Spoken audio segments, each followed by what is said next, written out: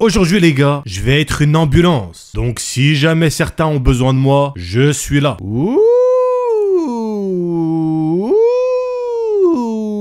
C'était bizarre, très bizarre. Yo la famille, c'est Dazen alias l'ambulance du game. Ouh.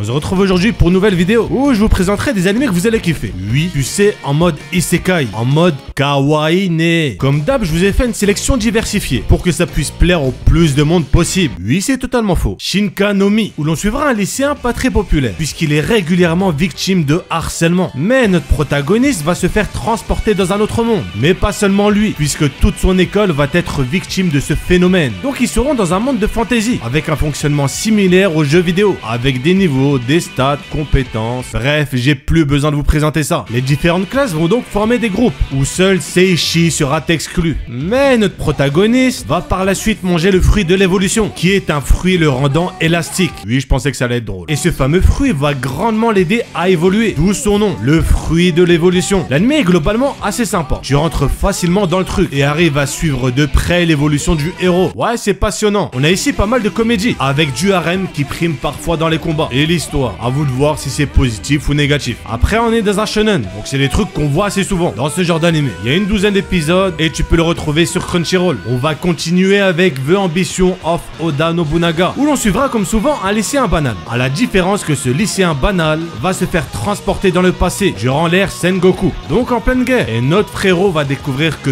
tous les grands généraux de guerre sont en fait des femmes. Il va ensuite rencontrer Oda Nobunaga. Donc en gros, c'est Oda Nobunaga, mais en fille. Ah, c'est japonais, ils nous surprendront toujours. Et par la suite, Oda Nobunaga va décider de le prendre avec elle. Bah oui, un gars qui vient du futur, ça peut toujours être utile. Et lui, du coup, il va se retrouver entre tout ça. On aura ici un très bon animé d'action, couplé à de la comédie et du harem. Bon, ça, c'est le duo indissociable. J'ai trouvé l'animé juste excellent. La trame principale est super bien ficelée, tellement bien que tu peux tout regarder d'un coup sans jamais t'ennuyer. On aurait pu avoir peur de tomber sur un vulgaire harem, mais c'est pas du tout le cas. Les personnages sont super bien écrits et attachants, sans parler du héros qui dégage vraiment quelque chose qui te donne envie de regarder l'animé. Et sans oublier aussi que l'animé est réalisé par l'excellent studio Madhouse. Il y a 12 épisodes et tu peux le retrouver sur Crunchyroll. Je vais maintenant vous parler de l'un, si ce n'est le meilleur isekai de ces dernières années, The World Finest Assassin, qui est juste exceptionnel. On va suivre le meilleur assassin du monde, qui va se retrouver transporté dans le corps d'un petit, et va, par conséquent, grandir vu qu'il est petit. Ouais, je dis des trucs bizarres des fois. Et il aura pour objectif d'écraser le héros de ce monde, qui fait qu'on peut le décrire comme un anti-héros. Bon, on va pas bégayer, l'anime est exceptionnel. Mais quand je dis exceptionnel, c'est vraiment exceptionnel. Moi, quand je regarde un animé, t'as beau avoir une bonne histoire, le plus important pour moi, c'est le héros qu'on va suivre. Et là, on a non seulement une bonne histoire, mais un protagoniste incroyablement charismatique et badass. Ouais, il en jette. Il va donc évoluer et devenir surpuissant très rapidement, en effrayant absolument tous les ennemis en travers de son chemin et impressionnant ses alliés. Bon, concrètement, quels que soient vos goûts,